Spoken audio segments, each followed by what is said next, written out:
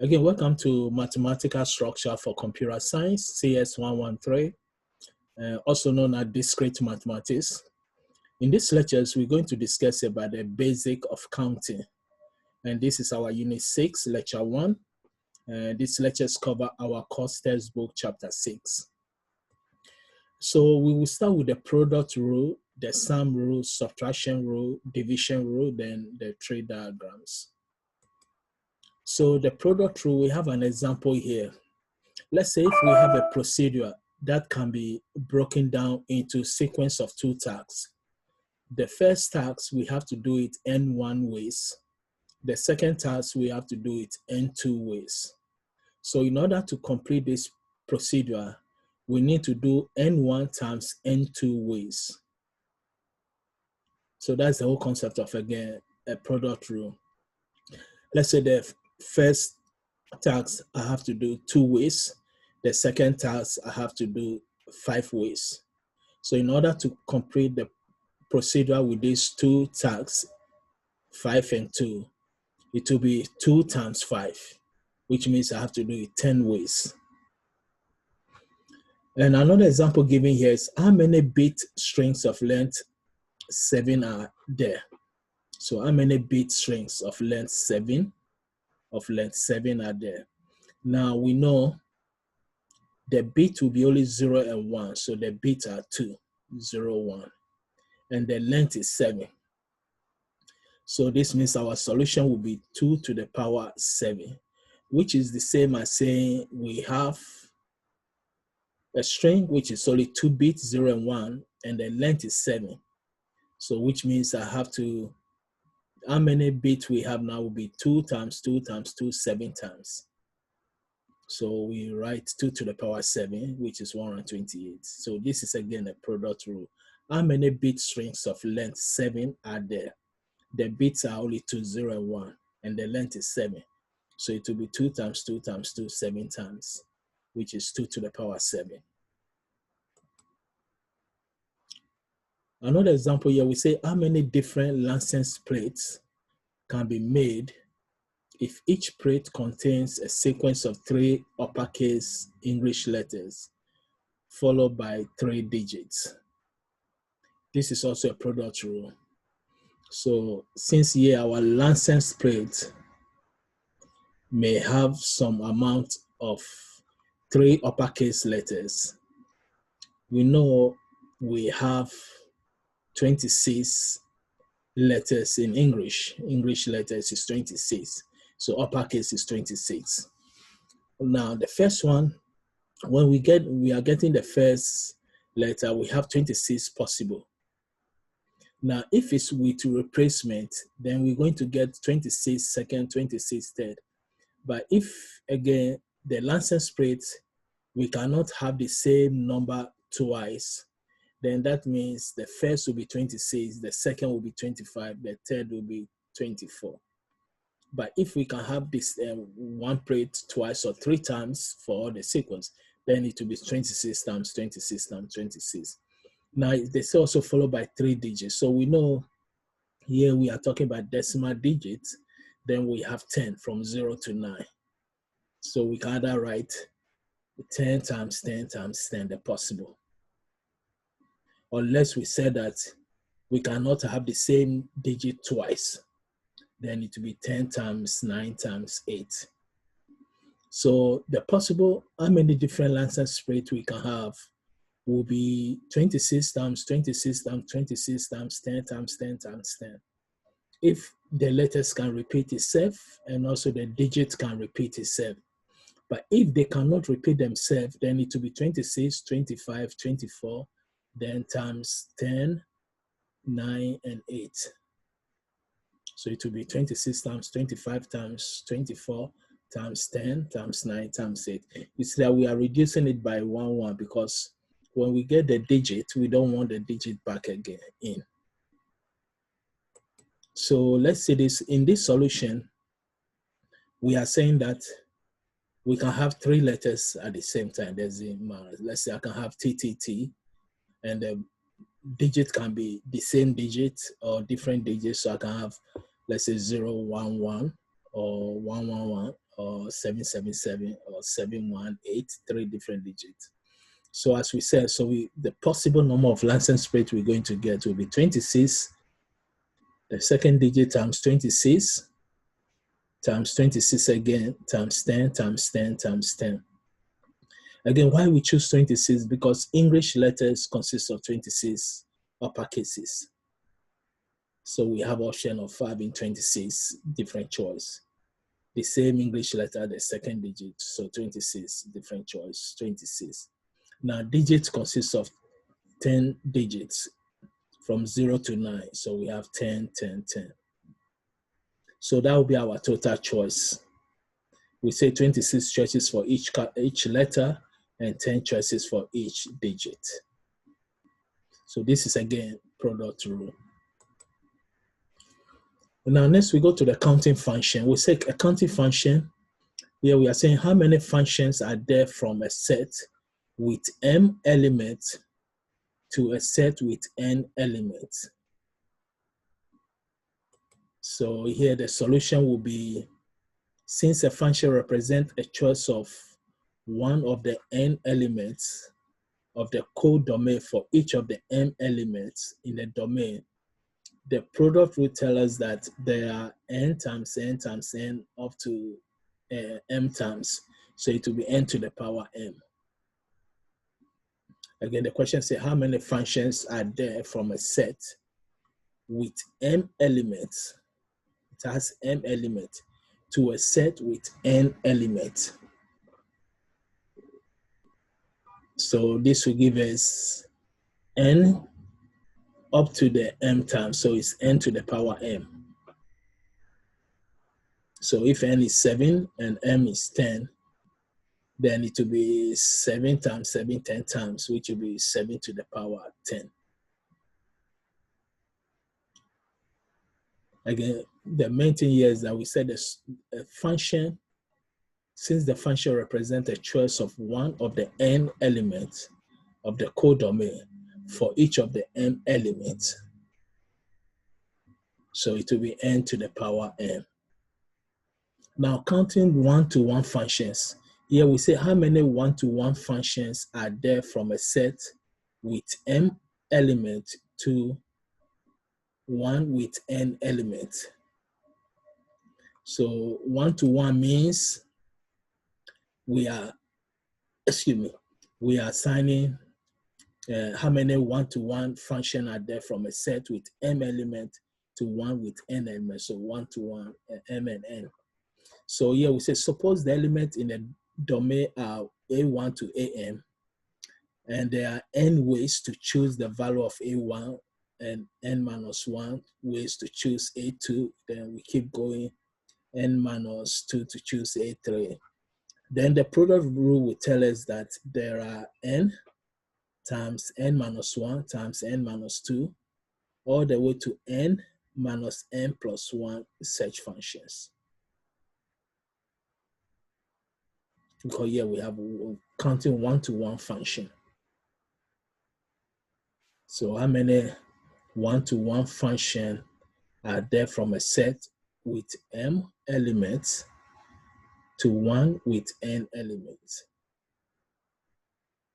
Now here, suppose the element in the domain, let's say we have a1 up to am, and we have n ways to choose the values of a1 and n minus 1 ways to choose a2, then we keep going.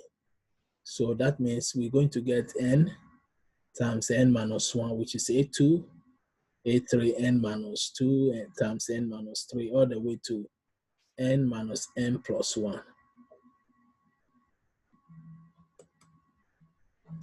So another example is given here by telephone numeric plan. So here we'll come with the replacement of some few rules here. So here we say in the North American numeric plan, we specify that a telephone number consists of 10 digits. In a North American numeric plan, a telephone number consists of 10 digits. Of a 3-digit area code, 3-digit office code, and then 4-digit station code. So there are some restrictions on the digits. So these are the restrictions. We say the X we donate a digit from 0 through 9, and we donate a digit from 2 through 9, and Y we donate a digit that is either 0 or 1. So that's only 2 options. So now they say in our old plan in use in 1960, the format is NYX, NNX, then XXX. Remember X we have from 0 to 9, so 10 options. Then N we have from 2 through 9. Then Y we have 0 or 1. Now in the new plan we have NXX, NXS, then the last 3 are also X. So the solution for this, as we can see, we say the N is 8 because from 2 to 9. X is 10 from 0 to 9. That's 10 possible digits, 8 possible. And Y is only 2 digits. So if I have the format of NXX, then it will be N is what? 8 times 10 times 10. Then NSS is the same thing again, 8 times 10 times 10, then 10 times 10 times 10. So that will give us the possible combination of telephone number we can get.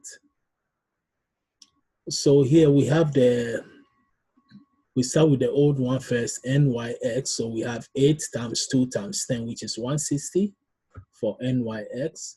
Now NSX will give us 8 times 10 times 10, which is 800.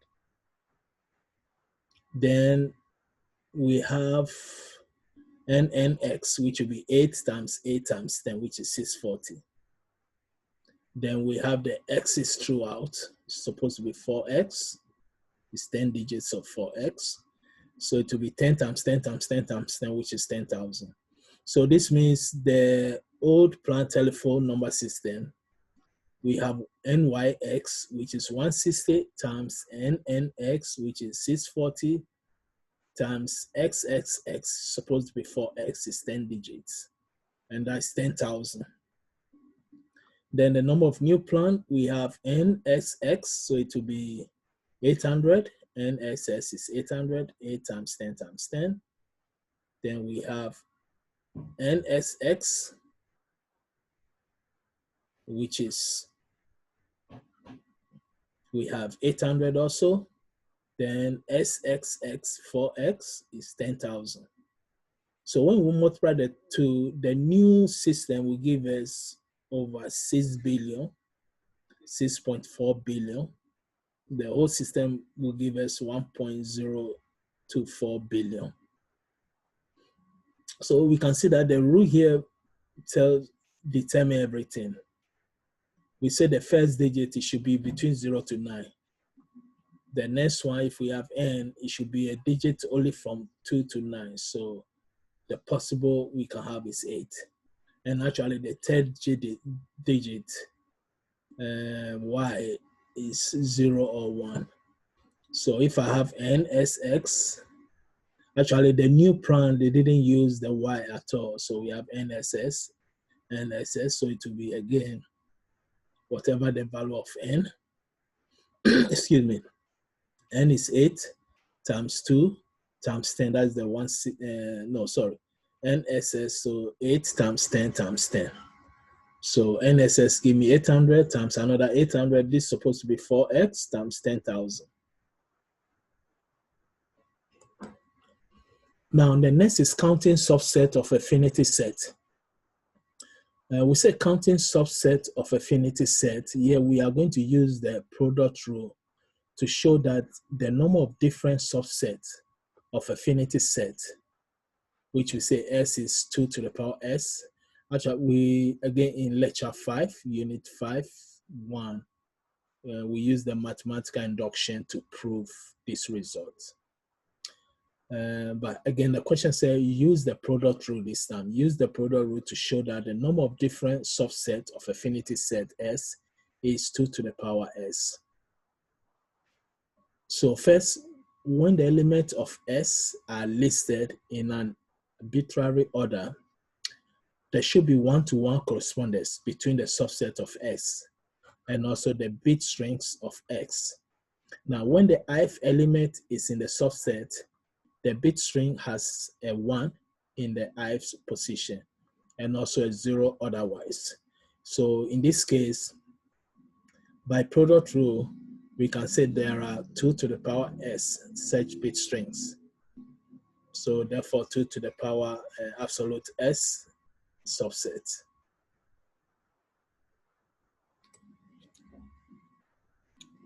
Again, this very solution, we did this example in using mathematical induction, we can prove this also. But here we are using the product rule to again prove it. So a product rule in terms of set, here we say if we have A1, A2 up to AM as a finite set, then the number of elements in the Cartesian product of this set is again the product of the number of elements of each set. And we talk about, when we're doing the set operations, we talk about Cartesian product. Cartesian product means, again, if we have the set of the element, they have to multiply each other. And maybe set A have 3 elements, set B have 4 elements. If I multiply the 2 set together, Cartesian product, I will multiply all the elements by the first set A element by the set B elements. So here we say the task of choosing an element in the Cartesian products A1 times A2 all the way to AM is done by choosing an element in A1, an element in A2 all the way to an element in AM. So by product rule, we follow this. A1 times A2 up to AM equal to, again, A1 times A2 or up to AM. Also, we have a DNA and genome example here.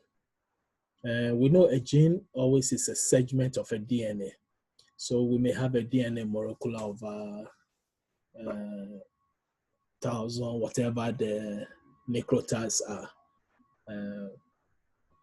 But there will be a segment of the DNA sequence that is a gene. So we say a gene is a segment of the DNA molecule that encodes a particular protein. And the entirety of genetic information of an organism is called a genome. The genome will be the complete DNA sequence of an organism, biological organism. Example would be a human being or any biological. So a genome is a complete DNA of a biological agent. So here we say the DNA molecules consist of two strands of blocks known as the nucleotides. And each nucleotide is composed of bases. The basis is what we call the ACTG, which is the adenine for A, cytosine for C, guanine for G, and thymine for T. Now, a DNA of a bacteria has between 10 to the 5th power to 10 to the 7th power links. Now, one of the 4 bases, we say mammals have between 10 to the power 8 and 10 to the power 10 links.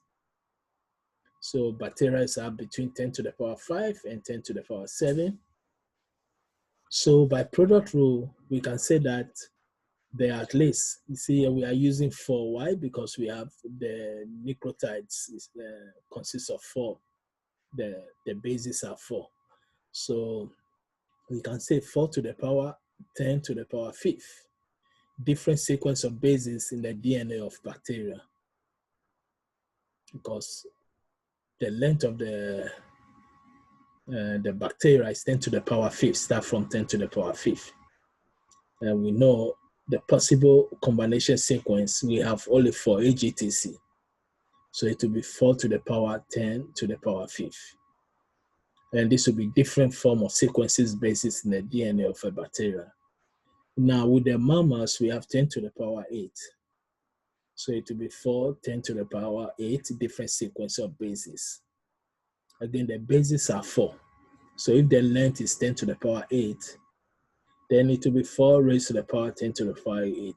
It's the same as when we are looking for a sequence of a string. We say we need a string sequence, and we say the strings have only 2 bits, 0 and 1. The length of the string is 7. So the possible, again, will be 2 to the power 7. Now, human genome includes approximately 23,000 genes, each with 1,000 or more links. And here the biologists, mathematicians, computer scientists are all working together to determine the DNA sequence genome of different organisms.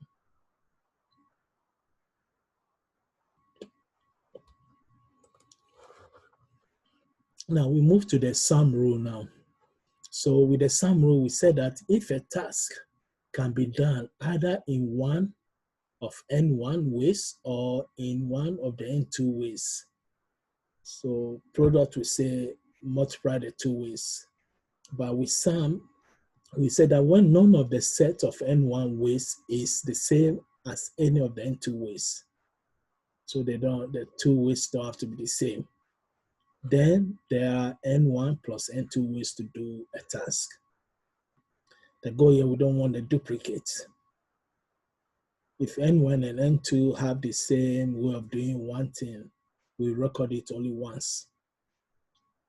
So again, here we say if a task can be done either in one of the n1 ways or in one of the n2 ways, when none of the set of n1 ways is the same as any of the n2 ways, there's no duplicate, then there are n1 plus n2 ways to do the task. So example here, we have a mathematics department must choose either a student or a faculty member as a representative for a university committee. So how many choices are there if this representative, if there are 37 members of the faculty, mathematics faculty, and 83 mathematics majors, and no one is both faculty member and a major? So this means, again, the meeting or the representative for the university committee can be either a student or the faculty. Now we have 37 members of the faculty and 83 mathematics major. So we say by sum rule, since here we say that, remember the rule here, we say that N1 way, N2 way,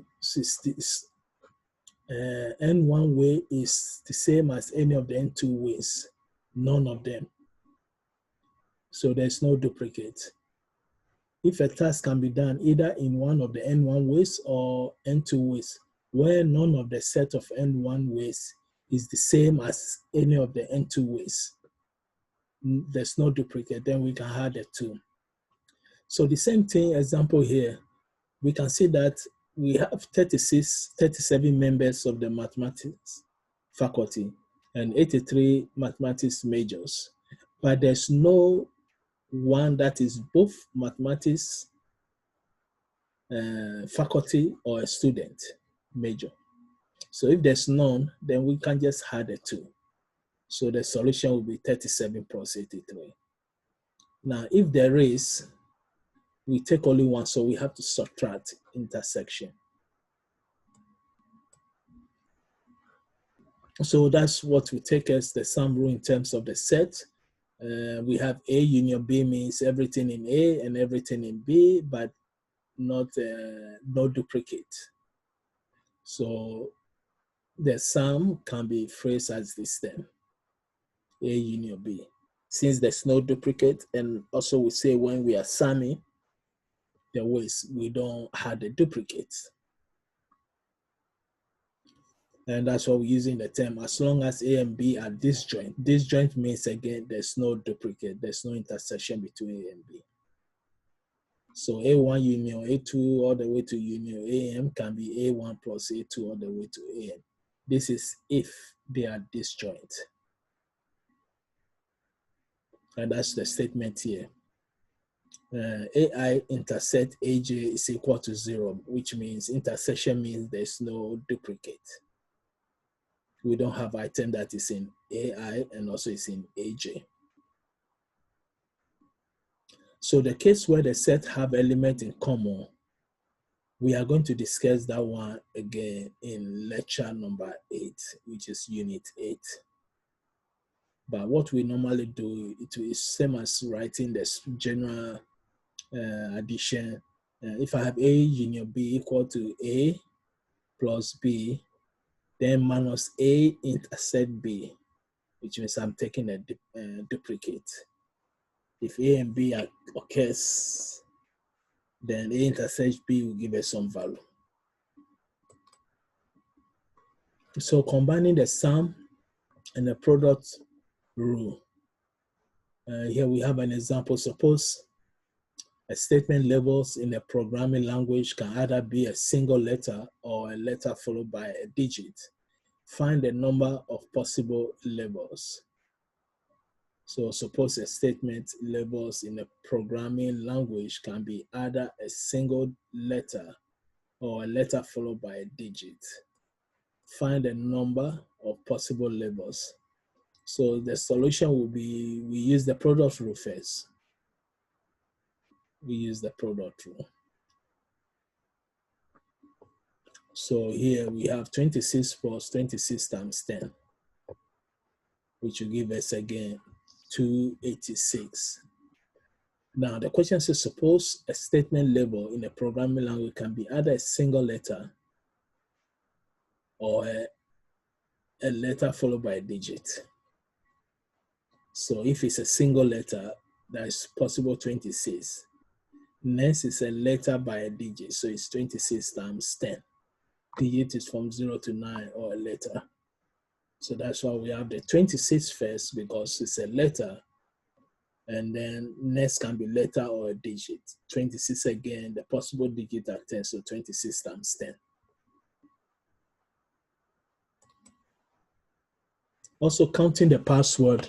Here we say we can combine the sum and product rules also, which allow us to solve more complex problems. So example, here we say each user on a computer system has a password, which is 6 to 8 characters long, where each character is an uppercase letter or a digit, and each password must contain at least one digit. How many possible passwords are there? Again, we can see the possible format of the password, which is again 6 to 8 characters long, where each character is an uppercase letter or a digit. So here we say let P be the total number of passwords, and let P678 be the password of length from 678, because they say which is 6 to 8 characters long. So by some rule, P can give us P6 plus P7 plus P8.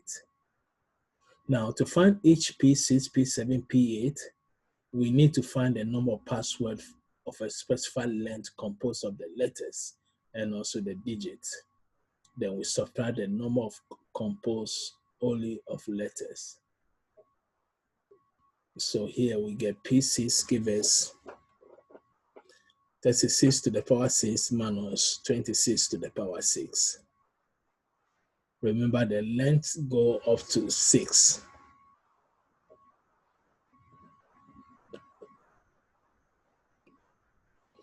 And based on the question here, we say each user on a computer system has a password, which is 6 to 8 characters long. Then each character is composed letter or a digit. So that's why we have 36, because 26 characters and 10 digits, so 36. 36 to the power 6, we did this because I have a possible digit and the character together is 36. And the length is 6, so it will give me possible combination, give me 36 to the power 6. But the question said find P6, P7, PA. So just only the P6, P7, PA. So the possible 36 to the power 6 minus 26 to the power 6. And that will give us almost 1.9 billion. Now for the seventh length, 36 to the power 7 minus 26 to the power 7. Based on the question, we are going to take the character out. Subtract. We have digits and character together minus characters. And the lengths are the exponents. So next is 36 to the power 8 minus 26 to the power 8. So the answer we get now, we had all the length P6, P7, P8. And that gave us 2.6. That's a lot, almost trillion. I'll say 2,684 billion. Now, next we'll move to the subtraction. We say the subtraction rule. If a task can be done either in one of the N1 ways or in one of the N2 ways, then the total number of ways to do the task is N1 plus N2, minus the number of ways to do the tasks that are common in the two different ways. So this is what we are saying that we're going to discuss. Let's say this is a set A and B.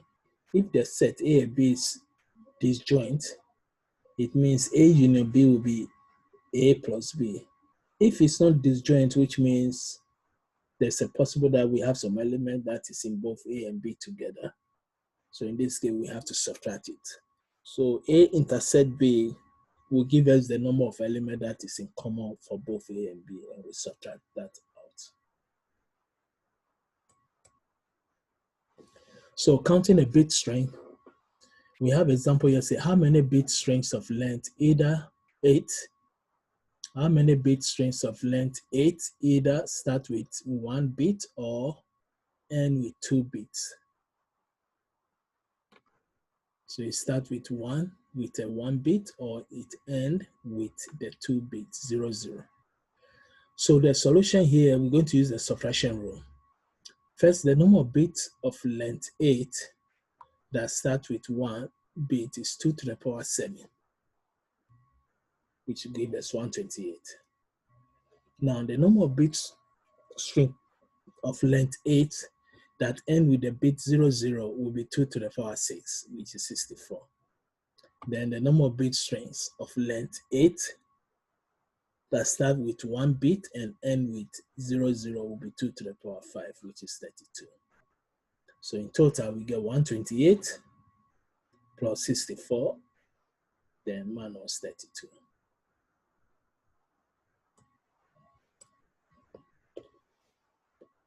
So also we have the basic counting principle for division rule. And here we are saying that there are n by 10 or n divided by 10 ways to do a task if it can be done using the procedure that can be carried out in n ways. And for every way W, exactly D of the n ways correspond to way W. We can reinstate in terms of sets. So we can say that if affinity set A is the union of n pairwise disjoint subset, each with D element, then n will give us absolute A divided by D. Then in terms of function, we can say that if f is a function from A to B, where both are finite sets, and for every value y belongs to B, there are exactly D values of S belongs to A, such that f at S equal to y, then B will give me A divided by D, or absolute A divided by D. And that's again division rule. Now let's see example. How many ways are there to sit 4 people around a circular table where 2 sittings are considered the same when each person has the same left and right neighbors? So to number the seats around the table from 1 to 4 proceeding clockwise. And then there are 4 ways to select a person for seat 1, 3, for seat 2, and 2 for seat 3. And also we have 1 way for seat 4. Therefore here we are going to get 4 factorial, which is 24 ways to order the 4 people. But since again 2 seatings are the same when each person had the same left and right neighbor, we can say that for every choice for seat 1, we get the same seating. Therefore, by division rule, there are 24 by 4, which is 6 different seating arrangement.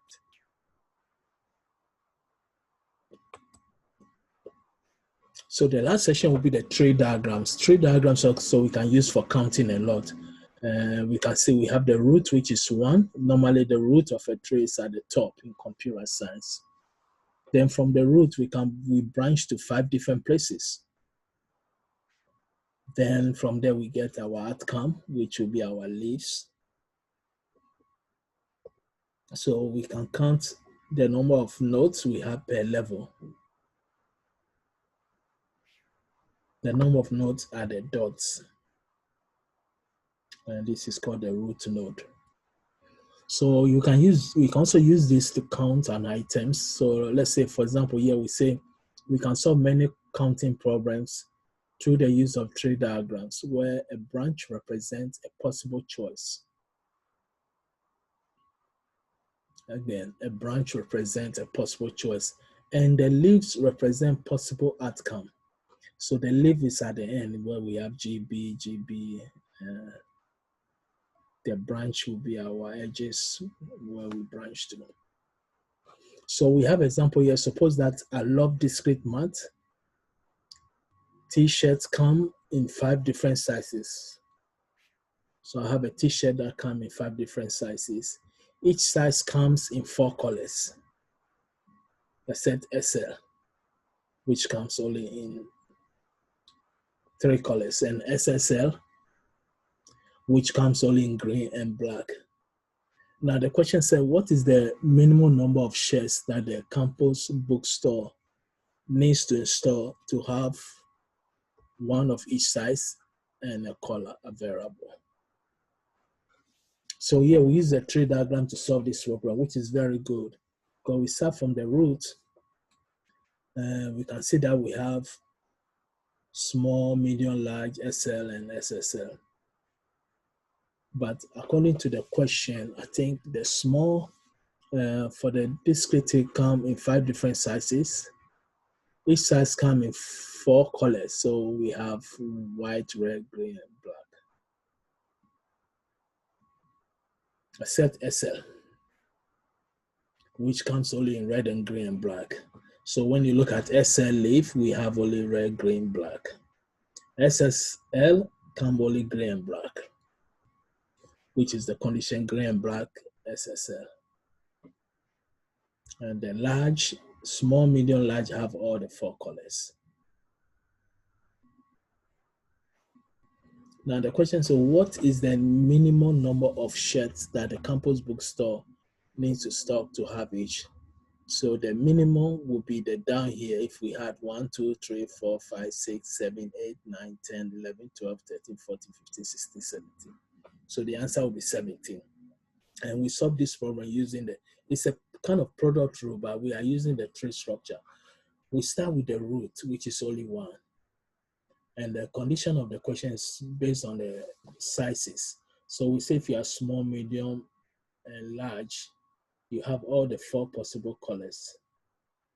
If you're SL and SSL, there's limited colors. So SL is 3 different colors, and SSL is only 2 different colors.